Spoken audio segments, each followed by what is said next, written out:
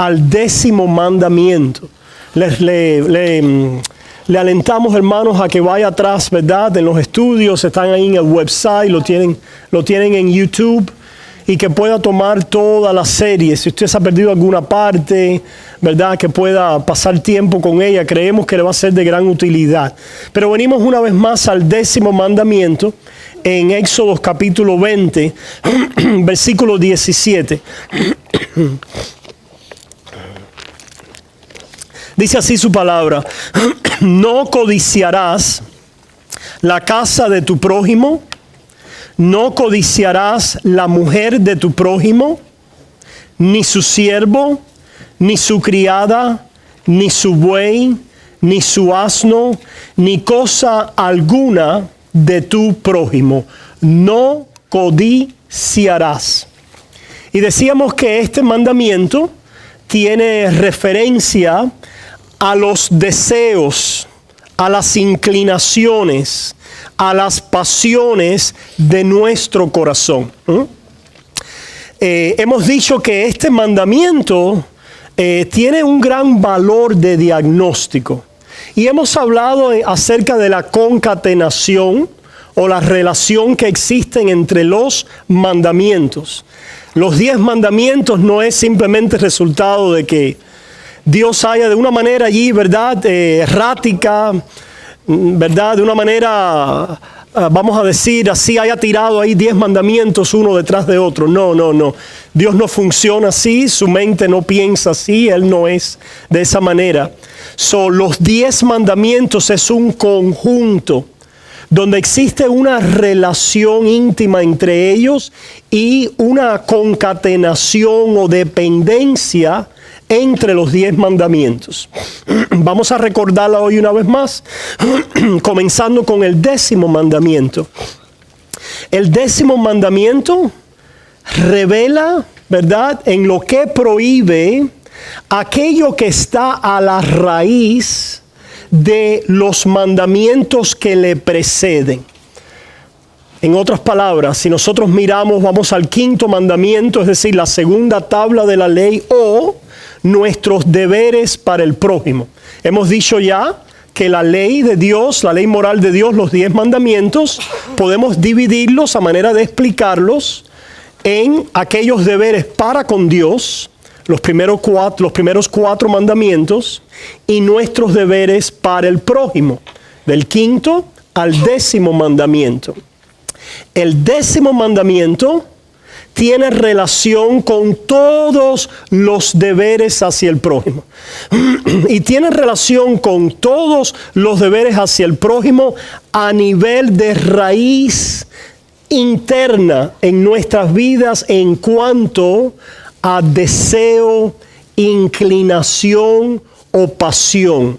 La razón por la que menciono esas 3 palabras es porque son 3 palabras diferentes en el español, pero en el griego la misma palabra puede tener esas 3 connotaciones.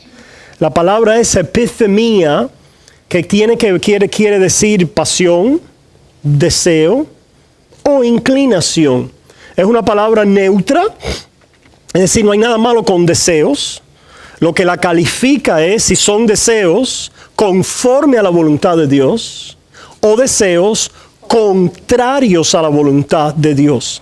Si son pasiones, es otra palabra, ¿verdad? En inglés tenemos la palabra affections. ¿Cómo traducimos eso al español? Afectos. Afecciones. Sí, porque no quiero decir infección. Esa no sería buena, ¿verdad? Son afecciones. Esa es otra palabra. Sí, esa no. Esa tiene que ver con el pecado, por seguro. Se fijan, hermanos, tiene que ver con ¿qué? Con aquello que en lo profundo mueve nuestra voluntad. La voluntad moviéndose es una pasión o un deseo o una inclinación del alma actuando sobre la voluntad o moviendo la voluntad. ¿Okay?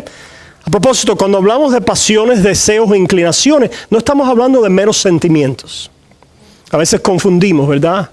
Un sentimiento es simplemente algo que sentimos, que es pasajero, algo que es a nivel simplemente de una emoción superficial de nuestros, vamos a decir, nervios físicos, ¿verdad? Estamos hablando de orientación del alma. Estamos hablando de aquello que nos mueve, ¿ok? So, el 10º mandamiento está a la raíz prohibiendo aquello de donde sale los pecados. Vamos a ver cómo lo explicamos, tratar de explicarlo, decirlo mejor. Cuando nosotros miramos al 5º mandamiento y dice, honra a tu padre y a tu madre, a raíz de la falta de honrar a nuestros padres es un deseo, inclinación a la rebeldía en contra de la autoridad. Es una inclinación, es una pasión desordenada en contra de la autoridad. Deshonramos a los padres en alguna acción o falta de acción, pero esto es la obra o el fruto de algo interno, de una orientación, un deseo, una inclinación de alma a la rebeldía contra autoridad. Si vamos entonces al 6º mandamiento, no matarás. So, el matar a alguien es el resultado, la obra de la carne o el fruto de la anger, ¿cómo se dice? De la ira, del odio en el corazón. La ira y el odio, ¿verdad? Es podemos decir, es a nivel de ¿qué? De pasión, de inclinación, de orientación del alma, y de ella pueden salir y producirse un crimen, un asesinato, el tomar la vida de alguien. Cuando nosotros vamos al 7º mandamiento, no cometerás adulterio, ¿verdad? El satisfacer ese deseo, pasión o inclinación de la carne, ¿verdad? A la raíz de esa acción está como dice Jesús, cuando uno mira a una mujer para codiciarla, para desearla en el corazón. ¿Se fijan cómo ahí el Señor está revelando lo que está a la raíz de la acción externa? Y así sucesivamente, con todos los deberes al prójimo. Las acciones externas, la falta de conformidad en esta área, en el nivel externo, procede de la falta de conformidad interna a nivel de ¿qué? De pasión, de deseo, de inclinación. El que mira a una mujer para codiciarla, para desearla, ya ha cometido adulterio con ella en el corazón. No ha ido a la cama con ella, pero ya a nivel interno de corazón cometió, es culpable de ese pecado, ¿verdad? Cuando alguien le dice a una persona fatuo, la ofende, ¿verdad? Dice el Señor, es como si hubieras cometido ¿qué? Asesinato. No se fija, no le has quitado la vida a alguien en realidad. Sin embargo, esa improperio, esa ofensa, esa falta de benevolencia contra el prójimo o el enemigo, está saliendo de un deseo o una inclinación de ¿qué? De ira, de odio, ¿verdad? So, ¿qué decimos con esto, hermanos? Es muy interesante. Si tuviéramos un diagrama, pudiéramos trazar una línea del 5º mandamiento, 5º, 6º, 7, 8, 9, toda hacia el 10º mandamiento. Y decir, y circular el 10º mandamiento y decir, esto revela lo que hay en la raíz de nuestras acciones y actos pecaminosos. ¿Se fijan? Y ahora podemos también decir que el 10º mandamiento, al mostrar en nuestras acciones pecaminosas y mostrar en nuestros deseos e inclinaciones de donde salen estas acciones, muestra algo con referencia a Dios. Es decir, ahora sacamos una flechita del 10º al 1º, o miramos ahora los 10 mandamientos como con dos bookends, ¿cómo se dice? Con dos dos paréntesis, cuando usted pone los libros, ¿verdad? Y pone las dos puntas del librero, el 10º mandamiento, nuestra falta de conformidad al 10º mandamiento, en otras palabras, nuestra falta de no tener en toda la extensión de nuestro ser deseos o afectos santos, revela nuestra falta de amar a Dios con todo nuestro corazón, con toda nuestra fuerza, con toda nuestra mente. Revela que hay ídolos en nuestra carne. Por lo tanto, hermanos, el 10º mandamiento tiene un gran valor de diagnóstico. Es una herramienta revelatoria, ¿verdad? Y nosotros a veces no trabajamos muy bien con él o no lo entendemos en lo que es el argot contemporáneo, ¿verdad? De la cristiandad hoy.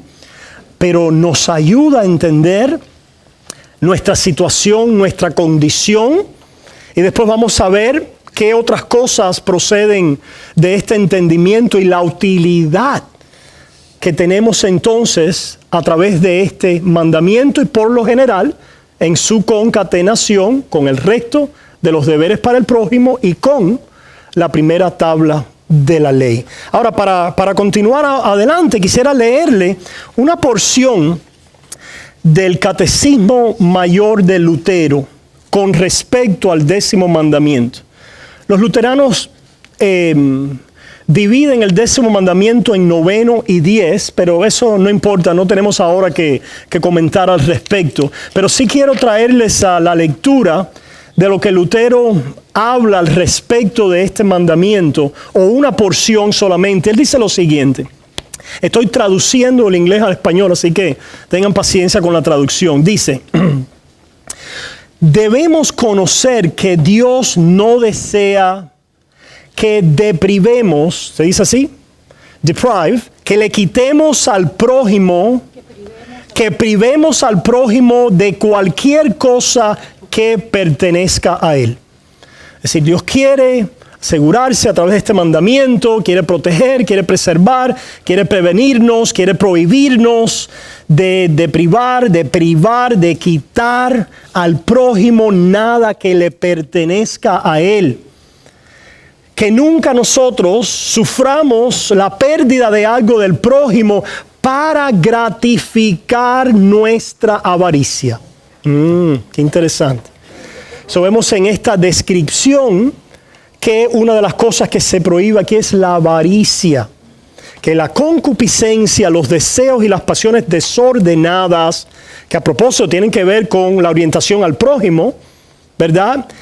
Proceden de desear gratificar avaricia, aquello que es tener más, quitándole al prójimo lo que tiene, ¿no? O algo que yo percibo que me falta y despojando al prójimo de lo que él tiene, aun cuando pudiéramos hacerlo a los ojos del mundo honorablemente. Y Lutero con esto trata de una práctica en su tiempo, como lo vemos en el tiempo de la antigüedad, de la Biblia, como en nuestros tiempos, de cuántas maneras a veces nosotros conspiramos, negociamos, tratamos de quitarle algo al prójimo, pero que parezca legalmente. En el caso, ¿verdad?, de la referencia a lo que Lutero está diciendo aquí, tiene que ver con los ricos, con los poderosos, con los de influencia, y cómo muchos de ellos tienden a utilizar su poder, su riqueza y su influencia para lograr ciertas cosas, ¿verdad?, y obtener ciertas cosas del prójimo, pero que parezca de una manera legal. So, Lutero está poniendo esto en esta luz tan práctica, ¿verdad? Esta situación. Y se me ocurre a mí pensar en una forma contemporánea quizás hoy para nosotros. En cuántas maneras a veces por avaricia, por envidia, estamos deseando algo que nuestro prójimo tiene. Y aunque no vamos de una manera abierta y de una manera ¿cómo se dice? flagrante, fragrant, ¿verdad? De una manera abierta, al descubierto, descaradamente, vamos a asaltar al prójimo y quitarle algo, pero sí podemos conspirar de diferentes maneras. A veces en el trabajo es dándole chisme al jefe acerca de mi colega, poniéndolo y hablando mal del colega cuya posición yo deseo, o que estamos en competencia para la posición que está delante de nosotros. Eso puede ser un ejemplo. Y de alguna manera cuando nosotros terminamos en la posición no nos dimos cuenta que lo hicimos de una manera inapropiada y pecaminosa, y que esto salió de la concupiscencia de nuestro corazón y que salió de la avaricia y de la maldad de nuestra carne. Lutero pone eso como ejemplo y él dice, sigue diciendo, por lo tanto este mandamiento en su significado ordinario nos prohíbe el desear el daño de nuestro prójimo, ni siquiera asistir a ese daño o dar ocasión para ese daño. La palabra de Dios dice que el amor busca ¿qué? El bien del prójimo. Básicamente, la segunda tabla de la ley que tiene que ver con el prójimo, que tiene que ver con el amar al prójimo, es buscar el bien del prójimo, desear el bien del prójimo, no su mal. Lutero aquí correctamente está diciendo, prohíbe en lo profundo de nuestro corazón ese deseo, esa inclinación, esa orientación hacia el mal con mi prójimo. Esto es lo que es el amor, hermanos. Y esto es el amor en parejas, esto es el amor entre amistades, este es el amor en el prójimo. Vivimos tiempos hoy y hablamos ciertamente con alguna validez de que nos enamoramos, y es correcto, hay una atracción romántica, pudiéramos decir, una atracción física con alguien, ¿ok? Pero al final del día, el verdadero amor es el compromiso, la postura y la orientación de alguien hacia otra persona de hacerle bien. Ese es el amor. De hacerle bien. ¿Ok? Y por supuesto, la Biblia dice que no solamente a nuestro amigo o a nuestra familia, sino ¿a quién? Wow. O a nuestros enemigos. Sigue diciendo, ni dar ocasión para esto, sino desear su bien y dejar a nuestro prójimo con lo que tiene, no quitárselo. Es más, avanzar y preservar aquello que es para su beneficio y para su servicio. Que nosotros deberíamos desearle a ellos que ellos fueran tratados como nosotros queremos. La regla de oro, ¿verdad? La regla de oro. Estos mandamientos están especialmente dirigidos en contra de la envidia y la miserable avaricia. Y la codicia, ¿verdad? El 10º mandamiento. Dios desea remover las causas y las fuentes de donde se levanta todo lo que hacemos para dañar a nuestro prójimo. Ese es lo que Dios expresa en este mandamiento. Que Él está en contra, opuesto, y desea remover la fuente de donde sale toda acción, actitud, palabras o falta de acción que dañan a nuestro prójimo. ¿Ok? Dice, lo expresa en palabras simples, ¿verdad? No codiciarás. Porque Él especialmente quiere el corazón puro. ¿Ah? ¿Qué es lo que Dios desea y quiere? El corazón puro. Ahora mira lo que sigue diciendo Lutero. Dice, aunque mientras vivamos en esta vida, este mandamiento, junto con todos los demás, siempre y constantemente nos acusarán. siempre nos acusarán. ¿Qué está diciendo Lutero aquí? En esta vida nunca vamos a poder, ¿qué? Perfectamente conformarnos a ello. Pero fíjense, el hecho de que no podamos ser conformados a ello en la manera total, plena, completa en que la ley de Dios pide y demanda, no significa que Dios no lo pida. Y que no se demande y se pida de nosotros. Dios está interesado en que este mandamiento, junto con el resto, continúe siendo predicado, ¿verdad? Y demandado de sus criaturas en general. Todos están bajo la ley de Dios y especialmente de su pueblo. Por eso decimos, ¿verdad? Y vamos a entrar un poquito más en materia y profundizando que uno de los usos de la ley de Dios es lo que le hemos llamado el tercer uso de la ley. ¿Qué es el tercer uso de la ley? Esto es lenguaje reformado. Algunos quizás no están familiarizados con ello. Pero el tercer uso de la ley simplemente es la ley de Dios como guía o norma para la vida del creyente. Afirmamos ese uso. Afirmamos que la ley de Dios, los 10 mandamientos y este mandamiento también es parte de la voluntad moral de Dios para el creyente como regla y norma de nuestras vidas. Nosotros debemos leer este mandamiento y decir, wow, esto es lo que Dios desea y anhela para mi vida. Yo quiero y deseo esto también. Es lo que el Espíritu, ¿verdad?, va a llevar, a conducir, a producir en nosotros. Sin embargo, es decir, afirmamos eso. Y los reformados por lo general afirman esto también de una manera muy preeminente. Sin embargo, mirando dentro del paréntesis de la tradición luterana reformada, nosotros vemos que los luteranos dicen algo muy importante y necesario.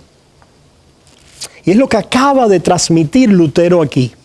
Y es ese dicho que la ley siempre acusa. Lex semper accusa en el latín. ¿Qué quiere decir esto? Venimos entonces a otro uso de la ley. Es el uso de la ley que se ha conocido como el espejo o el uso pedagógico de la ley. Que cuando nosotros la miramos, y ciertamente vemos en el tercer uso nuestra norma, nuestra regla de conducta y lo que debemos hacer como creyentes. Sin embargo, cuando la miramos, ella como un espejo nos está mostrando ¿qué? Mi corrupción y mi pecaminosidad. ¿Y qué hace esto en nosotros ahora como creyentes? Ahí está la gran pregunta. ¿Qué hace esto en nosotros ahora como creyentes? Le dimos respuesta a esto con el Catecismo de Heidelberg. El Catecismo de Heidelberg dice lo siguiente. Dice, ¿pueden guardar perfectamente estos mandamientos los que son convertidos a Dios? Respuesta, no. Porque incluso los más santos, en tanto estén en esta vida, no cumplen más que con un pequeño principio de esta obediencia. Sin embargo, empiezan a vivir firmemente, no solo según algunos, sino todos los mandamientos de Dios. En otras palabras, el Hijo de Dios comienza a amar a Dios y amar al prójimo. En algún grado, en alguna medida. No hay un cristiano que no ama a Dios. Si usted no ama a Dios, usted no es cristiano. Usted no es salvo por amar a Dios. Pero el resultado de su salvación y de estar en gracia es que comienza a ver en su vida un fruto de amor. Igual que al prójimo, ¿verdad? Ahora, la pregunta donde queremos llegar ahora es la próxima que dice, entonces, si no es posible guardarlo perfecta, completa, en su totalidad, ¿por qué quiere Dios que se nos predique tan rigurosamente los 10 mandamientos si no hay nadie que pueda observarlo perfectamente en esta vida? Respuesta, porque es nuestra regla de conducta y práctica. No. Ellos dicen algo más y dicen algo más primero. Y la razón por la que nos apegamos a este catecismo de Heidelberg con gran utilidad y cariño es porque ellos estaban muy apegados a las enseñanzas de Lutero también. Trabajaron en el Palatinado de Alemania, donde ellos con ideas reformadas calvinistas, pero sabiendo que es una región luterana y valorando las enseñanzas de Lutero, trataron de tomar las cosas de valor que Lutero había enseñado. Y entienden algo. ¿Qué es lo que entienden? Que el uso de la ley para el creyente en su primer uso no termina, como muchos reformados creen. Muchos reformados creen que la ley moral de Dios solo es para ser la regla y guía y norma de conducta para el creyente. Pero la ley moral de Dios hace algo más constantemente en la vida del creyente, y es que continúa exponiendo, revelando y acusando al hombre antiguo pecaminoso que mora en nuestra carne, siendo un espejo. ¿Y qué sucede con eso? ¿Qué hace Dios a través de eso? Respuesta del Catecismo de Heidelberg. Primeramente me llama la atención esa expresión. Primeramente, para que durante toda nuestra vida conozcamos más y más cuán grande es la inclinación de nuestra naturaleza a pecar. Wow. Interesante. Uno de los reportes que oímos en el Evangelio contemporáneo hoy: yo tengo una nueva naturaleza ya. Yo no tengo, ¿verdad? No me hables de pecado en mí, ni que yo puedo pecar de vez en cuando, y para eso confieso cuando peco. Pero eso de que ustedes dicen que el pecado es un estado, una condición y una corrección que viven ustedes en la carne y en los miembros. Ya yo tengo una nueva naturaleza, no me hablen de otra naturaleza, porque ya yo solamente tengo una nueva naturaleza y terminé con el pecado. Hermanos, esto lo hemos criticado como un tren de triunfalismo que se descarrila gravemente. Y es la teología de la gloria. ¿Qué quiere decir esto, verdad? Este vocablo. En muchas personas aparentemente creen que ya están en la gloria, o que viven un cristianismo de fuerza, de poder, de triunfalismo, y no hay lugar en su cristianismo para la debilidad, para el sufrimiento, para la vulnerabilidad y para la necesidad. Y la palabra de Dios revela que nuestro camino arriba es un camino a través de nuestra necesidad, la cual es cubierta ¿en quién? En Cristo Jesús. De buena gana me gloriaré más bien en mis debilidades, para que el poder y la fuerza de Dios descanse en mí. Esa es también lo que se ha conocido como el ya, pero todavía no. Es lo que Lutero expresaría de otra. Lo que estamos haciendo aquí, hermanos, para aquellos quizás que pueden discernirlo, y para ustedes por primera vez, ¿verdad? Estamos cogiendo lo mejor de dos tradiciones, ¿sí? Y es lo que siempre hemos hecho, ¿verdad? Es decir, estamos bebiendo de nuestros antepasados creyentes, como nuestros hermanos luteranos, ortodoxos, ¿verdad? Y confesionales, a la misma vez de nuestros hermanos reformados. Pero sabiendo que entre ellos hay algunas cosas muy buenas, otras cosas regulares que no son muy buenas, y cosas que pueden ser dichas mejor, reflexionadas y confesadas de una manera mejor, que articula mejor la vida del creyente. ¿Qué estamos diciendo con esto? Para venir a decir que Lutero dijo que el cristiano es a la misma vez santo y pecador, simultáneamente justo y pecador. Simul justus et peccator. Y eso lo pueden escuchar hoy. No me hables a mí de que yo soy santo. Si eso es verdad, vamos a ver después en un pasaje que esa es nuestra identidad, ese es quienes somos en Cristo Jesús, más confesamos también La necesidad, la debilidad, la pecaminosidad y la corrupción de nuestra carne. Y eso Dios lo hace, está interesado en hacerlo para llevarnos ¿a quién? A Cristo Jesús diariamente.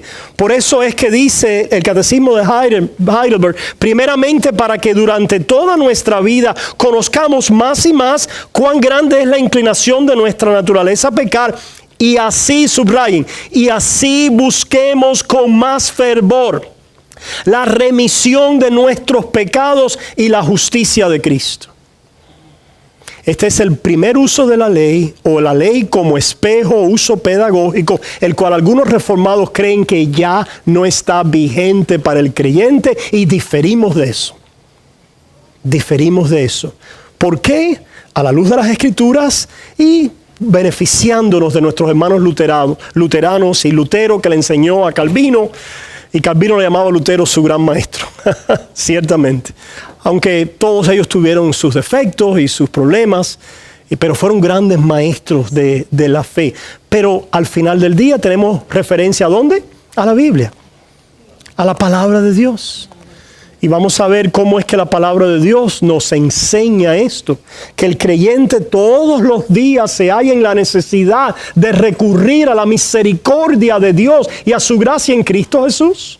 Si no, ¿dónde dejamos el pasaje que nos dice que sus misericordias son nuevas? Cada día. Si yo vivo de las misericordias antiguas, no necesitan ser nuevas para hoy. ¿Por qué necesito misericordia nueva para hoy? Pastor, ya yo fui justificado. Pastor, ya yo fui salvo. No necesito volver a mi justificación. ¿Hemos oído eso? Sí, es verdad, no somos justificados otra vez. Sí, es verdad, no somos salvos en el sentido de nacer de nuevo, de ser regenerado otra vez. Es verdad. Pero estamos volviendo a la cruz todos los días. Estamos volviendo a aquella persona en la cual hemos confiado y en la cual vivimos y nos paramos delante de Dios todos los días. Y el 10º mandamiento es instrumental y vital en hacernos correr a la cruz. Por eso es que Lutero termina este comentario diciendo: este mandamiento continuará como todos los demás, uno que constantemente nos acusa y muestra cuán santo o piadoso somos delante de Dios. Con ironía de Lutero. Básicamente. Porque muestra, este 10º mandamiento es un rayo X. Si nos vamos a parar delante de Dios, pregunta, ¿estás listo o pudieras tú pararte delante de Dios y delante de su juicio, de su escrutinio, conforme a la ley, en conformidad al 10º mandamiento? ¿Te atreverías a decir, me voy a parar delante de Dios para que Él me juzgue y vea cuán piadoso y justo soy, conforme al 10º mandamiento de la ley? Los que estén locos. Y hay muchos locos. Ciertamente, ¿verdad? Ciertamente. Pero lo que vemos entonces, hermanos, es que cuando vemos este 10º mandamiento, Lutero en otro momento, vamos a decir, de sarcasmo teológico, ¿verdad? Sí, porque Pablo también utilizó un poco de ese sarcasmo, ¿no se fijaron? A veces es una forma, un elemento retórico para comunicar un punto, aunque es malinterpretado. Tenemos que tener cuidado con eso, puede ser malinterpretado. Pero en otro de esas notas de Lutero, él decía, si pensamos que vamos mirando los mandamientos, el 5º, el 6º, el 7º, el 8º, caramba, voy bien, yo no he sido bueno con mis padres, no he matado, no he adulterado, no he robado, wow, qué bueno. Dice, cuando llegamos al 10º, entonces ahí Dios nos deja caer la bomba. Y ahí entonces vemos verdaderamente cuán literalmente santos, justos somos delante de Él.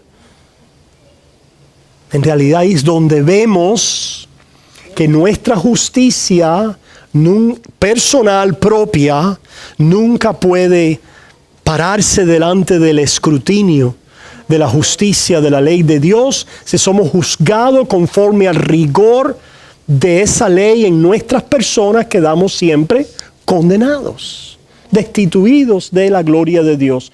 Y esto, el 10º mandamiento en particular, nos ayuda a ver y nos ayuda entonces ¿a qué? A correr a la otra persona, al otro. A correr a Cristo, a correr al que sí puede, al que pudo y al que continúa siendo nuestra persona representativa y nuestra justicia representativa delante de Dios, a través de la cual tenemos acceso a un trono que es de gracia y de misericordia, ¿verdad? Este primer uso de la ley se mantiene porque la ley siempre acusa. No para condenación, ya no estamos condenados, ciertamente, pero siempre nos va a enseñar nuestra falta de conformidad a la perfección y excelencia del carácter de Dios. Vamos a ver el ejemplo una vez más, hermanos, en Romanos capítulo 7. Vemos el testimonio de Pablo, decíamos, ¿verdad?, la vez pasada. Y vemos otra vez esta realidad en la vida de Pablo. Cuando leemos en Romanos 7, comenzando en el 7, ¿qué diremos pues? La ley es pecado en ninguna manera, pero yo no conocí el pecado sino por la ley.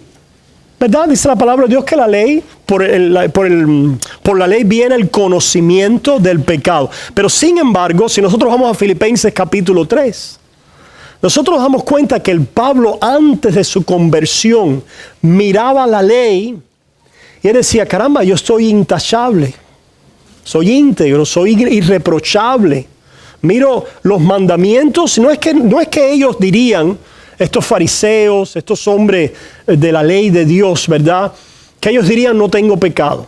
Sí, un pecado aquí, allá, he fallado en algún momento, pero a través del pacto mosaico, yo tengo los recursos para pararme delante de Dios guardando este pacto y veo la ley y me veo como alguien que guarda el pacto, alguien que es íntegro en él, irreprochable en él. Filipenses capítulo 3, Pablo habla así en cuanto a la ley, ¿qué dice? Irreprensible. En cuanto a la ley, blameless, irreprensible. Hasta que pasó algo. Llegó el momento de crisis para Pablo, que fue el momento de su nuevo nacimiento, que fue el momento de la iluminación del Espíritu, donde verdaderamente vino a comprender la ley. ¿A través de qué mandamiento? Leemos aquí. En ninguna manera, pero yo no conocía el pecado. Estamos en Romanos 7, le mencioné Filipenses 3, después pueden leer el testimonio de él. Es interesante, contrasten el testimonio de Pablo con el testimonio de la iglesia contemporánea. Es diferente.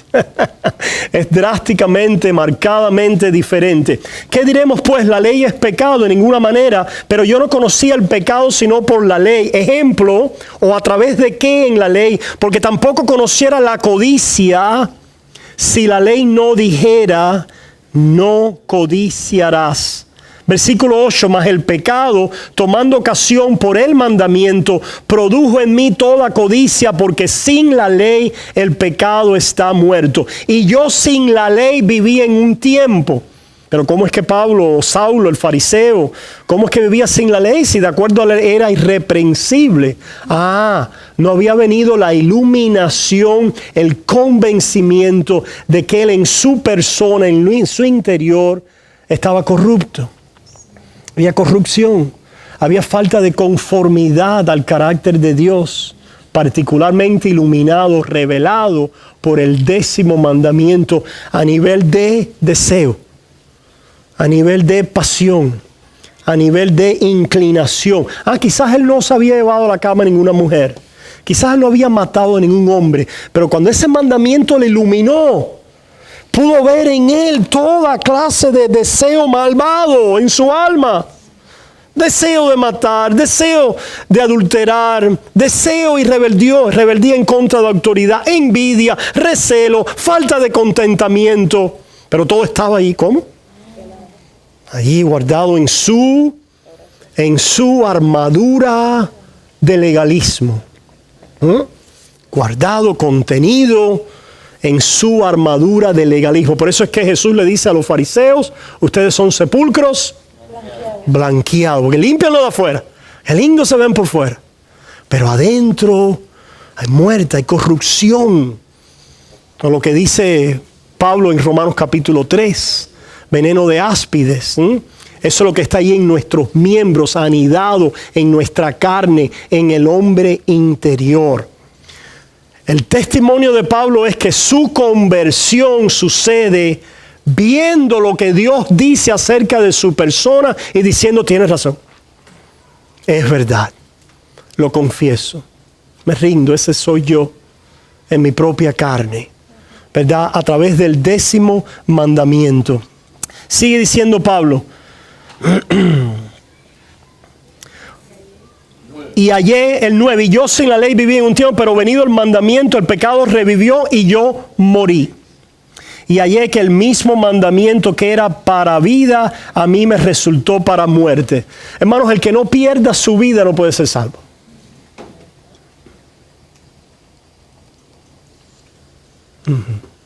Y esta es la manera de perderla.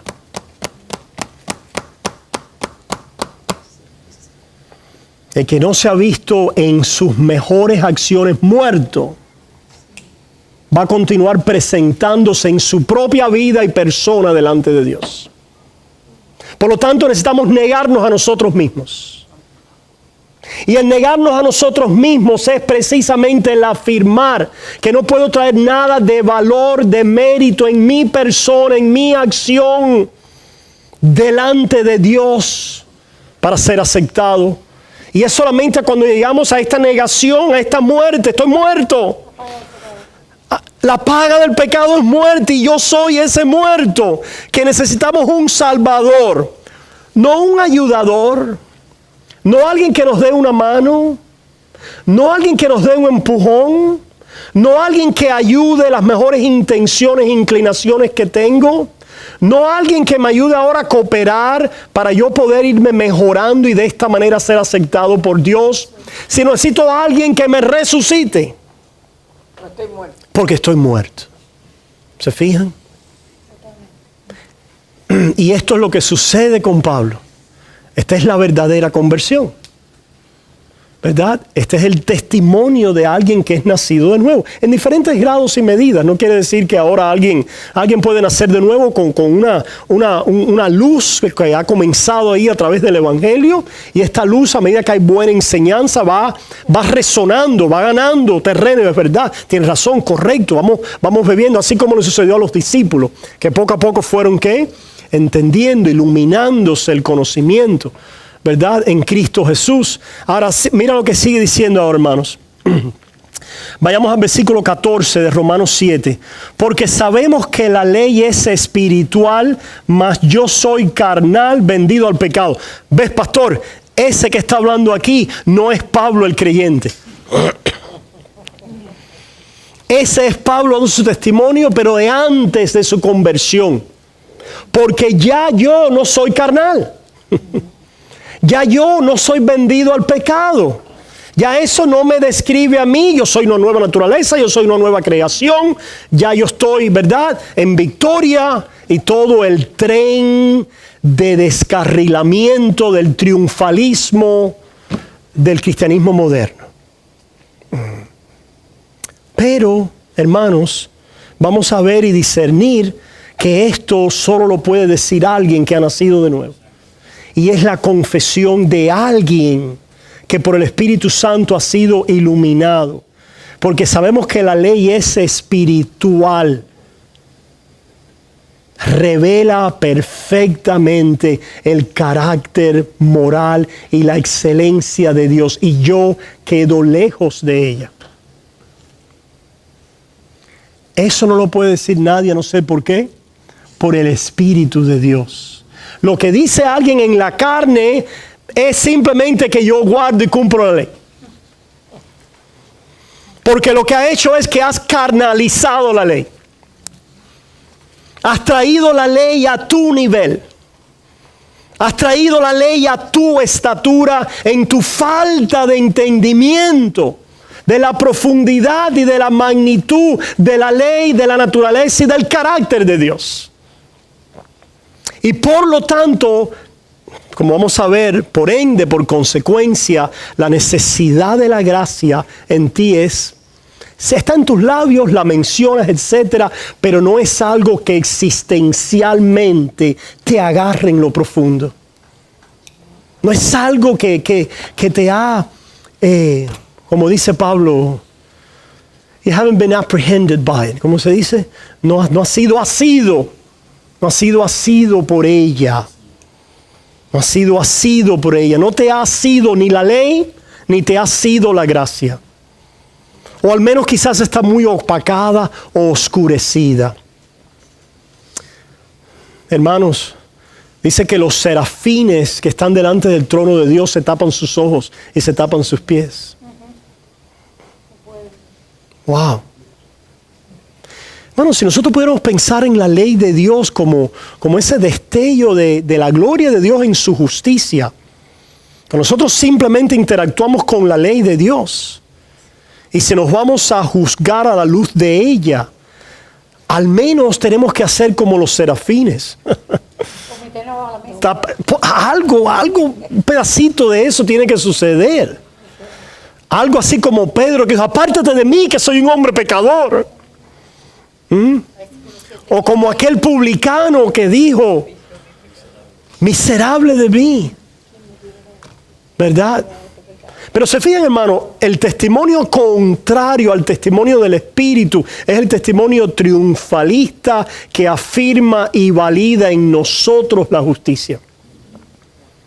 Te doy gracias, Dios, todo tipo de lenguaje, de verdad, porque yo he hecho tal cosa y he sido esto y esto y esto y esto. Y fíjate, qué interesante. El hombre está recitando los 10 mandamientos, pero para su condenación. Primero, sus deberes para con Dios. Yo he hecho esto y aquello. Y después va a la tabla con el prójimo. Y para eso busca un prójimo. Y lo condena. Santiago, no os hagáis jueces malos y os convirtáis en jueces sobre la ley real de Dios.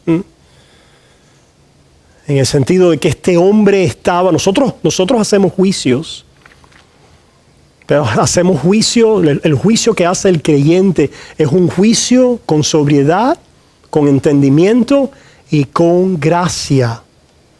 Porque nos consideramos ¿a quién? Primero.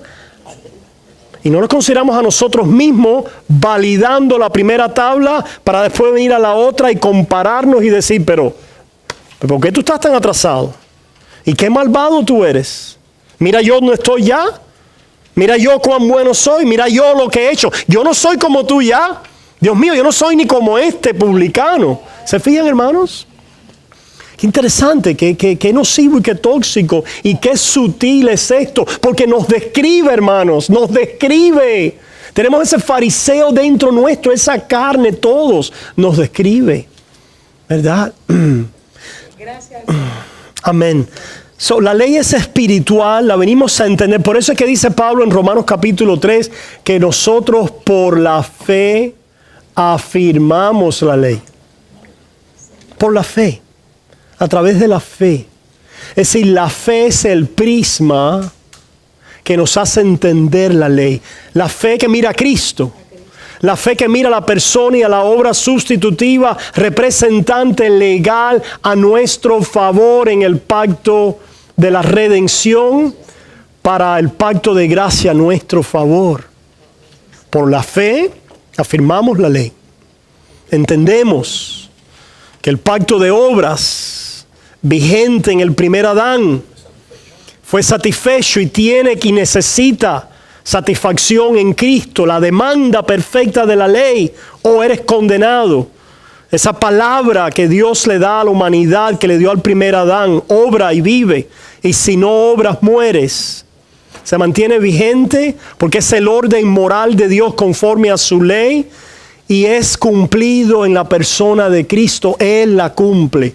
Afirmamos la ley a través de la fe, condenándonos a nosotros y muriendo delante de ella, pero la única forma en que vamos a morir o ser crucificados con Cristo es cuando creemos en el Cristo que es crucificado por nosotros. Cuando seamos asidos por esa realidad, por la teología de la cruz, por el Cristo crucificado, por la gracia de Dios en la cual ahora venimos a confesar una realidad brutal que nadie puede confesar, porque nos estamos escondiendo de la ira de Dios en nuestra carne. Pero ahora Pablo confiesa a ese esclavo, que es el hombre adámico antiguo, delante de la ley espiritual de Dios, y sigue diciendo ahora algo más, es asombroso. Sigue diciendo, porque lo que hago no lo entiendo, pues no hago lo que quiero, sino lo que aborrezco, eso hago. Pregunta, ¿los no creyentes no convertidos, cuando pecan, hacen lo que ellos aborrecen? No, lo que les gusta. Claro, elemental. El no creyente, el no convertido, hace su placer, su deleite. Pero Pablo dice que cuando él peca, él hace lo que ¿qué? Lo que aborrece. Caramba, ¿esta expresión se la podemos aplicar a un no creyente? De ninguna manera. De ninguna manera. Este es el testimonio profundo de un creyente que dice, yo peco, no entiendo lo que hago, es decir, no lo apruebo, no es algo con lo que me reconcilio, porque hago lo que detesto. Es parte de mi vida, lo veo en mí diariamente. Fíjense, Pablo, y gracias, y lo odio.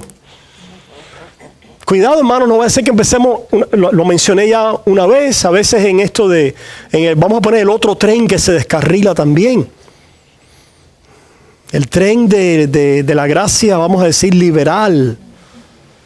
Es un tren que dice, bueno, vamos a ver quién ha pecado más para que la gracia de Dios más sea exaltada en nosotros. De ninguna manera, hermanos.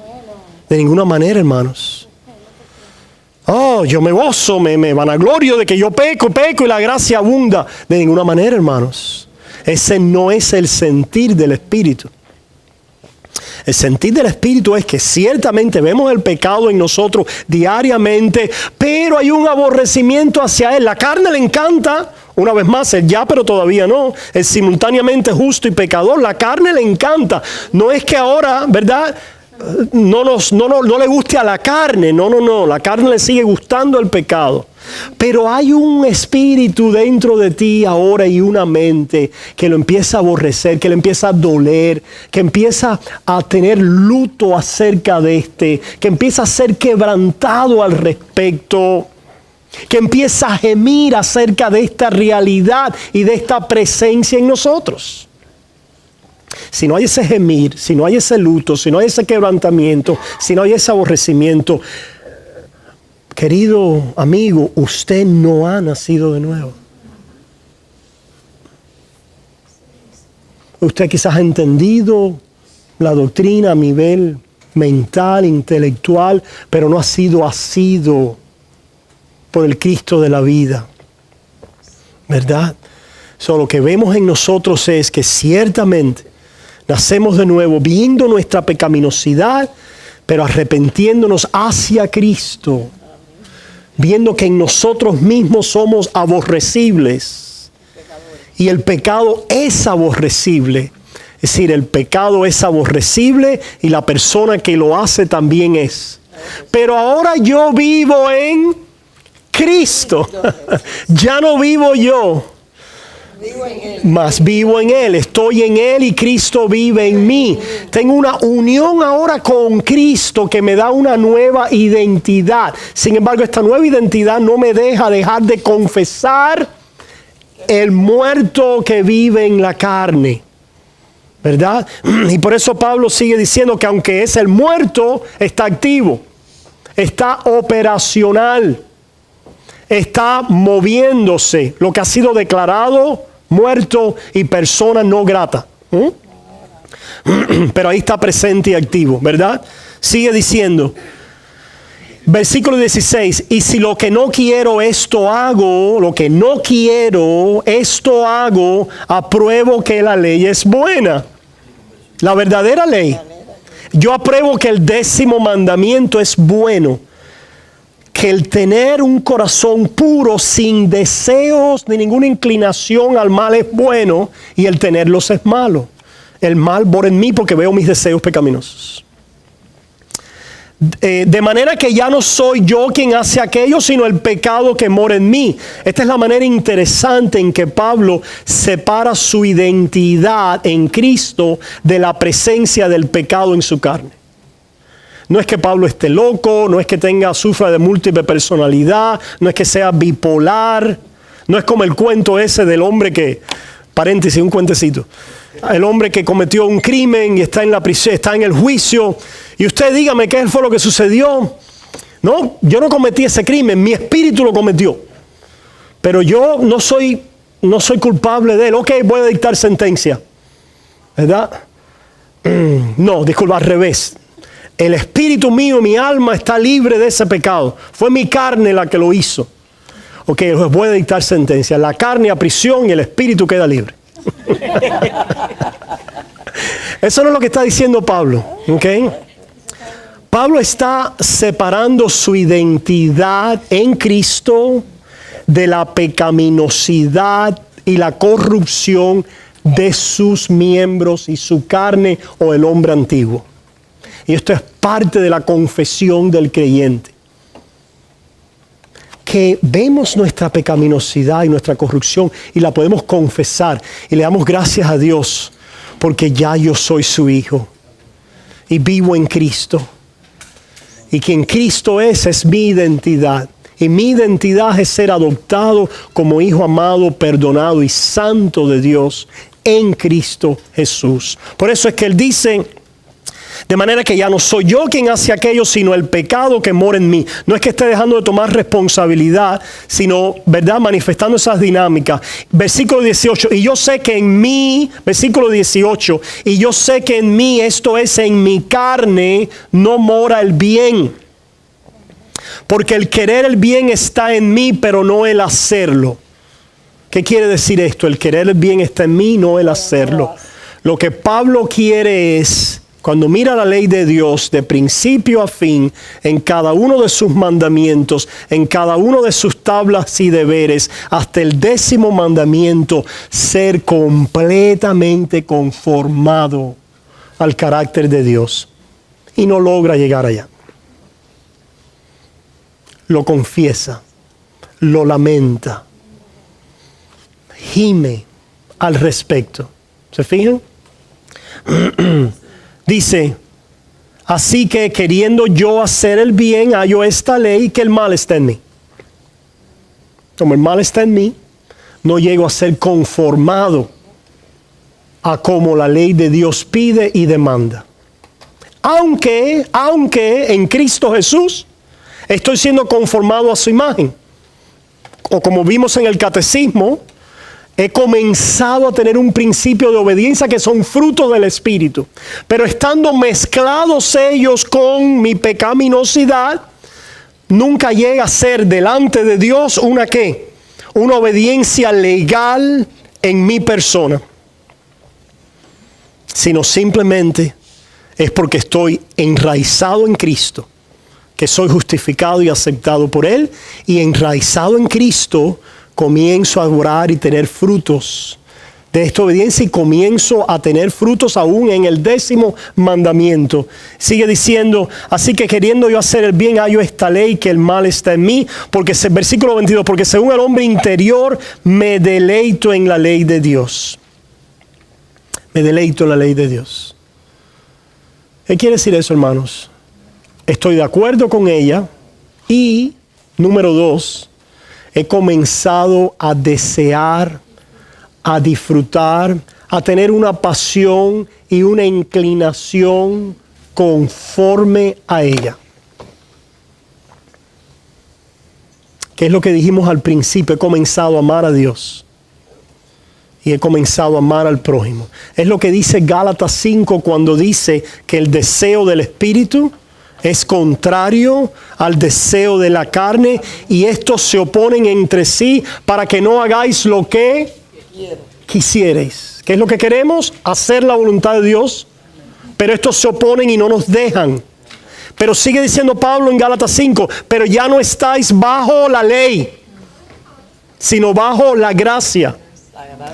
Cuando estén en este conflicto y vean la frustración del creyente en el ya, pero todavía no, y vean sus pecados, recuerden, ya no están bajo ley.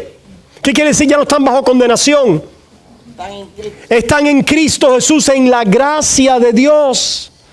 Por lo tanto, en esta gracia de Dios continuaremos en este caminar de ser libres para seguir dando frutos de justicia, conforme a lo que describe la ley, pero no es una obediencia legal en el sentido completo de la palabra, porque no es que nos podemos presentar delante de Dios habiendo guardado su ley. Siempre, si nos vamos a presentar a nuestra persona delante de la ley mera, pura, quedamos en cero. Eso fue es interesante ¿cómo se dicen? Cuando uno tiene una discusión. Los debates. Allá al principio se debatían cuántos ángeles podían caber en el ojo de una aguja. Y interesantemente, a veces los debates nos han arrastrado y nos han golpeado, ¿verdad? Pero una de las preguntas que se levantaba entre nosotros era, ¿y tengo yo en la ley alguna obediencia delante de Dios? O de alguna manera esa era una pregunta que de diferentes formas se trataba de enfocar. ¿Qué por ciento de la ley cumplo? Y nuestra respuesta era y continúa siendo a eso, por ciento de la ley, ninguno. No puedes mirar a la ley y ver que has en ella llegado a guardar legalmente, que tienes una obediencia legal delante de Dios. Porque en la medida en que fallas en uno, eres culpable de todos. Por eso es que nuestra justicia, nuestra santidad o la obediencia nueva o evangélica, como quieras llamarle, son frutos del Espíritu. Son frutos de fe. Ciertamente ha comenzado a haber una obediencia en el creyente, pero nunca es una obediencia que puede ser calificada legalmente en cuanto a la ley, sino es calificada en Cristo. En Cristo, que al estar enraizado en Él por la fe, el Señor acepta nuestro obrar y nuestro amor mezclado con nuestras maldades. La ilustración que utilizamos, recuerdan, es cuando el niño pequeño que nos hace su primer garabato como un dibujo y te lo da al par y dice, qué lindo está lo que dibujaste. Y es un garabato. Dibujó algo. Ahora, si lo vas a calificar bajo las leyes de dibujo, es un desastre. No sirve para nada. Esa es la idea. Si quieres hablar un lenguaje legal, tus obras son un desastre en tu persona. No sirven para nada. Están mezcladas con la corrupción de tus deseos e inclinaciones pecaminosas. Pero al estar enraizado y relacionado pactualmente en la gracia como hijo del Padre, en Cristo Jesús y justificado en su justicia, ahora lo que obras en tu servicio, Dios lo recibe y se agrada en Él y te ama y te alienta y lo quiere recompensar arriba de eso. Y te ayuda y te estimula y te promueve a continuar buscando la santidad y las buenas obras en Cristo Jesús. Terminamos con esto, hermanos. Como diría Lutero, la Iglesia Católica Romana quería adornar la fe con el amor. Decía, para ser justificado, nuestra fe tiene que ser formada por el amor. Nuestra fe formada. ¿Qué querían decir los católicos romanos con esto? La fe en sí mismo no es nada, a menos que le añadamos,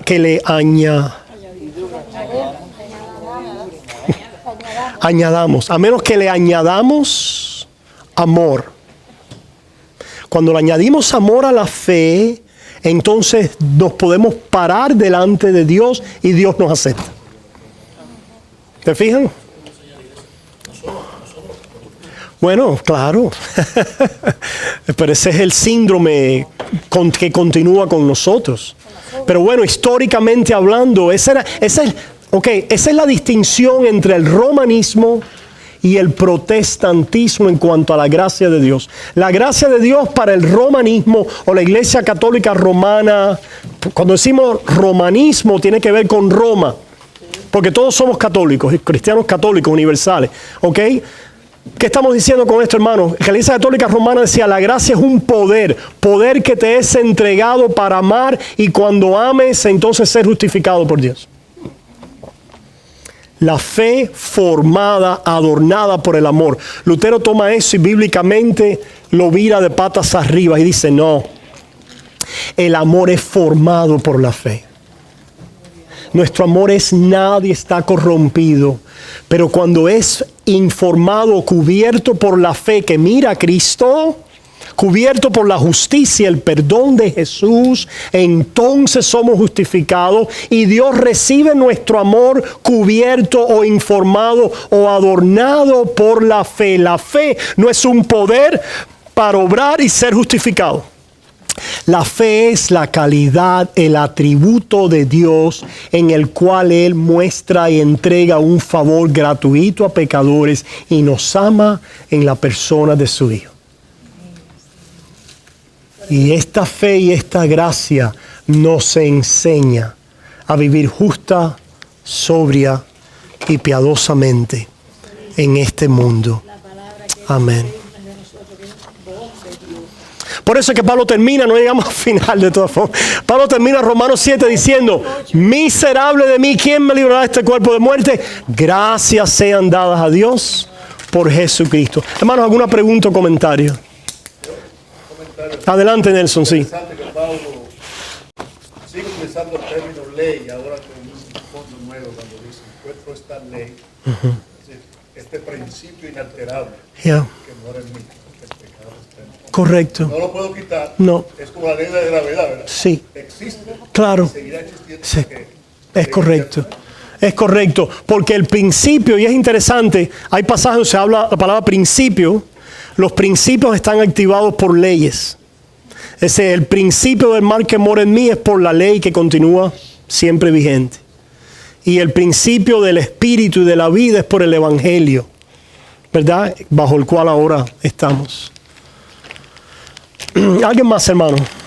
La ley nos ayuda también muchas veces cuando no teníamos conocimiento, no se había revelado todo. ¿Sabes?